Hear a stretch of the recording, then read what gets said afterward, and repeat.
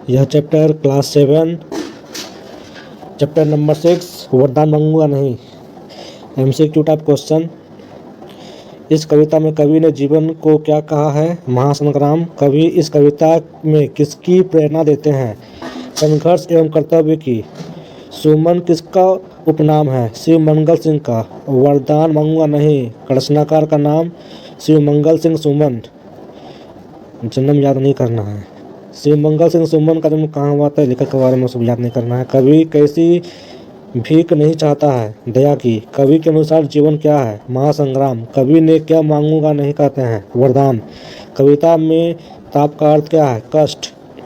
लघुत्तरी प्रश्न। किसके लिए कवि विश्व की संपत्ति नहीं चाहता है? कवि अपने सुखद क्षणों को यादगार बनाने के लिए, अपने अभावों की पूर्णतः के लिए, भग्न अवशेष के निर्माण के लिए विश्व की संपत्ति नहीं चाहता है। लघुता शब्द से क्या समझते हो? लघुता का अर्थ तुच्छता होता है। यहाँ कवि ने बड़े लोगों से तुलना करते हुए अपने को उनके दृष्टिकोण से छोटा या अल्प शक्ति सामर्थ्य वाला कहा है। कवि किसके वरदान की कामना नहीं करता है? कवि अपने को सामान्य वर्ग का व्यक्ति मानता है। वह अपने आप को महान, श्रेष्ठ और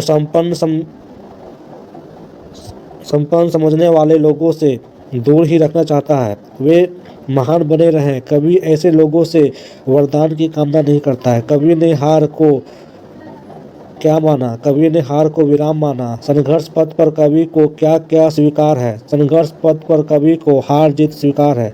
कवि कहाँ से भागना नहीं चाहता? कवि कर्तव्य पथ से भागना नहीं चाहता है। वरदान मांगूंगा नहीं कविता का संक्षिप्त सारांश। प्रस्तुत कविता में कवि ने एक महासंग्राम तथा जीवन में हार को एक पड़ाव माना है।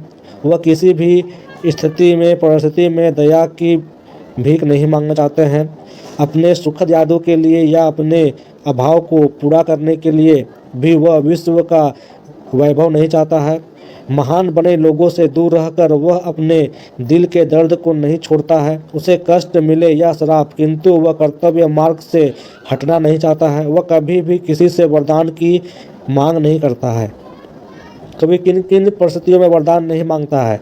कभी अपने जीवन में चाहे तिल तिल कर मिट जाए पर वह वरदान नहीं मांग सकता। अपनी सुखद याद के लिए, अपनी कमी को पूर्ण करने के लिए, अपने पीड़ा को दूर करने के लिए तथा संतान या अभिशाप की स्थिति में वे कभी वरदान नहीं मांगता है। निम्नलिखित पदांशों की व्याख्या। संघर्ष पथ पर जो मिले या भी सही वह भी सही, वरदान मांगूंगा नहीं। कवि जीवन को महान संग्राम बताता है। यह जीवन यात्रा में आने वाले भयंकर स्थितियों से संघर्ष करना चाहता है। इस संघर्ष में हार या जीत होती है। पराजय एक पड़ाव के समान है। जीवन युद्ध में कवि तिल तिल कर मिट जाने के बावजूद किसी से दया की भीख नहीं मांगता है। अपने स्वाभिमान की रक्षा करते हुए किसी के अनुकंपा नहीं चाहता है। वह किसी से वरदान नहीं मांग सकता है। वह किसी देवता या गुरुजन के सम्मुख कष्ट फल की प्राप्ति के लिए याचना नहीं कर सकता है।